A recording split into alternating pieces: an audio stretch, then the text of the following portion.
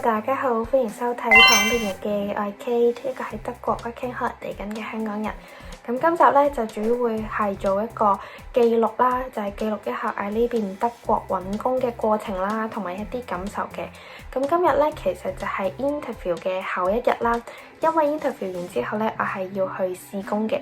咁我試完工之後咧，就係買餸啊、煮飯啊、食飯啊、沖涼之後咧，咁就夜晚就抽少少時間嚟同大家去做一個總結啦。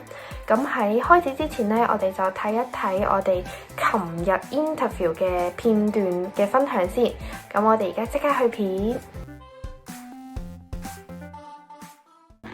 Hello， 我而家已經換完衫啦。咁我哋而家咧就係11:13啦。咁我哋就係1點 interview 嘅。咁就希望我哋而家出發之後咧，大概12點就會到。咁跟住再揾一個地方，然之後坐低去溫一溫 interview 嘅 question 咧。跟住我哋就出發 interview 啦。好，我哋而家出發。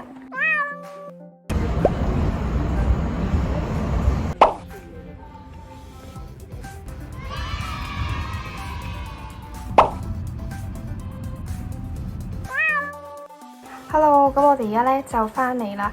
咁啱啱咧就講一講啱先嘅情形先啦。咁其實啱啱咧，咁我就係早咗大概3個字度嘅。咁但係咧，咁我就企咗喺門口度等啦。咁佢就喺門口度見到我，咁跟住就係主動走出嚟問我係咪邊個啊？我哋係，跟住我就話係啊。咁佢就請我去一個又唔係一個辦公室，係一個密閉啲嘅房仔。咁佢就邀請我坐低，咁然之後我就佢開始自我介紹啦。咁我亦都有自我介紹嘅。咁當然全程都係用德文進行啦。咁我其實係有啲講得甩甩咳咳嘅。不過佢咧都有話你德文其實都 OK 喎。咁我就話係我係有Boy One 嘅德文嘅。又問一問我啦，即係以前係做啲咩㗎？喺香港或者嗰啲工作經驗啊。聽完之後咧，咁佢亦都係會簡介翻佢哋嗰份工係做啲乜嘢嘅，主要就係要做啲咩啦，同埋翻工時間啊。咁佢亦都有問我一個問題，就係關於 visa 嘅問題啦。咁佢見到我嗰個 visa 咧，就話淨係可以做3個月。咁佢就問我關於嗰個 visa 點解淨係可以做3個月啦？咁佢就話其實你嘅條件都好符合我哋嘅要求㗎。咁我哋都想你聽日嚟試工，你 O 唔 OK 啊？咁我就應承咗話聽日去試工啦，帶我係行咗嗰個診所一圈。咁跟住嗰度嘅人都好熱情啦，因為我講即係打招呼啊咁樣啦。咁熟習完之後咧，咁佢就亦都有同我講有冇啲咩問題想問啊。咁我哋聽日睇下點樣啦，好啦。咁而家咧，我就係總結一下大概我 interview 或者係揾工嘅過程係點樣先咧。咁首先就係揾工先啦。咁揾工咧，其實我主要就係去一啲求職嘅網站度有睇一啲工作嘅招聘啦，咁就包括係 Indeed 啊、Monster 呢啲都係比較熱門嘅招聘網站啦。咁除此之外咧，我亦都係有用到 Google Map 呢樣嘢嘅。咁即係點樣咧？就係我要知道我係要揾啲咩工啦。例如可能我係想揾翻醫療有關係嘅工，咁我就會去 Google 度搜尋一啲可能醫院啊、診所啊呢一啲關鍵字，再喺由最近屋企嘅嗰個地方度慢慢開始睇啦。咁你去撳入去嗰個地方之後咧，佢咧就會有一欄係叫做website 嘅。咁你撳入去嗰個 website 度咧，咁你就可以睇到嗰個地方嗰個網站嘅啦。咁佢通常咧右上角就會有一行叫做 career 嘅。咁佢入邊咧就主要係會講一啲佢哋會要招聘嘅位置啦、嘅職位啦，同埋一啲介紹嘅。佢都會有一個可能 email 啊，或者係一個地址去俾你去寄你嘅 CV 啦等等嘅。咁當你揾到一個心儀嘅公司或者係一個 position 你想去報之後呢，咁你就要係準備你嘅 CV 啦、motivation letter 啦，同埋佢網站呢亦都會有講到明，可能要有一啲額外嘅文件嘅，就包括可能係你要嘅證書啊，或者係如果我係翻醫療呢啲呢，你可能就要有一個疫苗嘅記錄嘅，咁呢啲就要注意翻啦。咁除此之外咧 ，send CV 咧亦都係有一樣嘢要注意嘅，就係你可以係 send email 啦，或者係郵寄嘅。呢邊咧其實係都幾興郵寄呢樣嘢嘅，咁大家就可以參考一下啦。咁咁 send 完 CV 之後呢，其實我一開始去揾工呢，我係揾專門揾一啲護士呢啲嘅工嘅。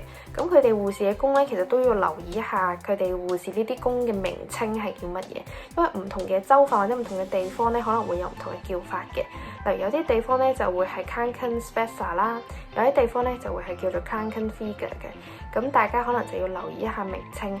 可能如果你未必揾唔到工嘅話呢，即係你揾唔到一啲 position 係請緊人嘅話，你可能就要去揾下會唔會有其他嘅稱呼或者有其他嘅叫法啦。咁一開始呢，我就係主力去揾呢啲工作啦。咁但係呢，好不幸地收到嘅回覆，其實主要都係話希望我會去佢哋嗰個州啊，佢哋係我呢個係黑森州啦，咁就叫我去佢哋嗰個官方嗰度做一個認證翻我嘅護士嘅牌照嘅。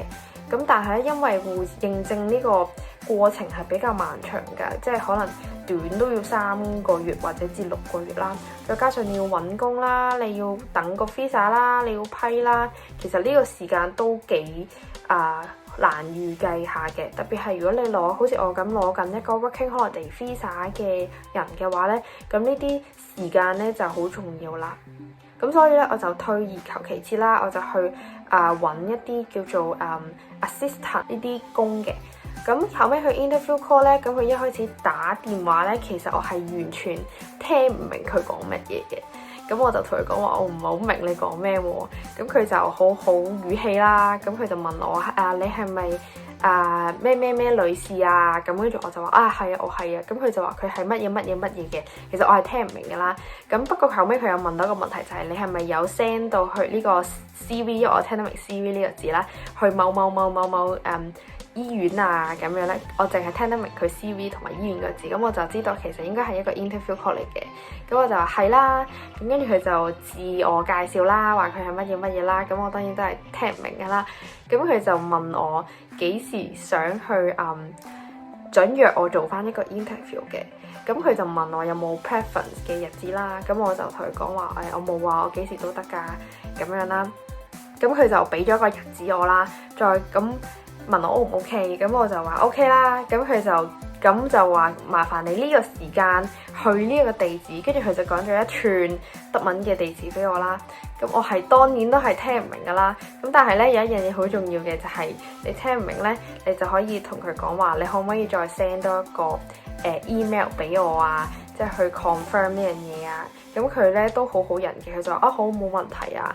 咁跟住完咗之後咧，可能大概1至2個鐘之後咧，我都收到個 email 就係約我去 interview 嘅。咁就係非常之好運啦。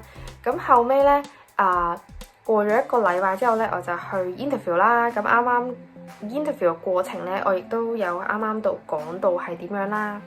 咁但係第2日咧就係要去試工嘅。咁試工咧，其實都我覺得個感受都唔錯嘅，因為佢其實冇問我太多問書嘅嘢，因為我 expect 係會問好多書嘅。咁但係佢又冇咁樣做，佢反而係佢不停咁做嘢啦。咁然之後我就係跟住喺佢後面。咁佢咧得閒嘅時候，佢就會同我講解話其實我哋係要做啲乜嘢㗎。咁就係主要都係佢講同埋佢介紹呢份工俾我，多過係我自己講或者係我點樣啦。咁佢後尾亦都有問翻我你對於呢份工嘅感受係點啊？你係咪中意呢份工啊？你想唔想喺度做啊？你覺得呢邊點樣啊？即係主要都係問翻我對於呢份工嘅感受啊，或者等等啦。咁我就當然就話呢份工都幾好啊，即係大家都好 friendly 啊，跟住工作環境氣氛都好好啊，即係我都好想喺呢度做啊咁樣啦。咁就 so far 就係咁樣啦。咁咧都有一個比較掙扎咗好耐嘅問題，就係Visa 究竟應唔應該放埋落去呢？咁我自己都諗咗好耐嘅，咁我最尾都係有放到落去，即係我 send CV、send motivation letter 一大紮文件嘅時候呢，我有 attach 到我自己嘅 Visa 落去嘅，咁嗰度就寫到明呢係得3個月嘅工作嘅啫，因為我自己就唔係太中意可能。大家見完工冇問題啦，咁後尾睇到個 visa 得3個月啫喎，咁跟住又話唔請，咁我又覺得咁樣冇咩意思啦，係咪先？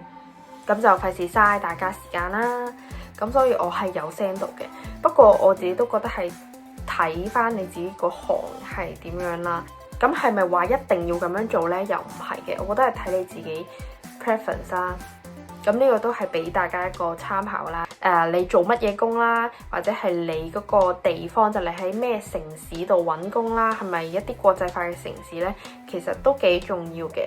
好，咁今集嘅躺平日記呢就嚟到呢度啦。如果大家有興趣嘅話呢，就可以 subscribe 個 channel 啦。我之後呢都會出一條片，就關於嚟到德國呢邊呢，就係要做啲乜嘢，有啲咩係一定要做嘅。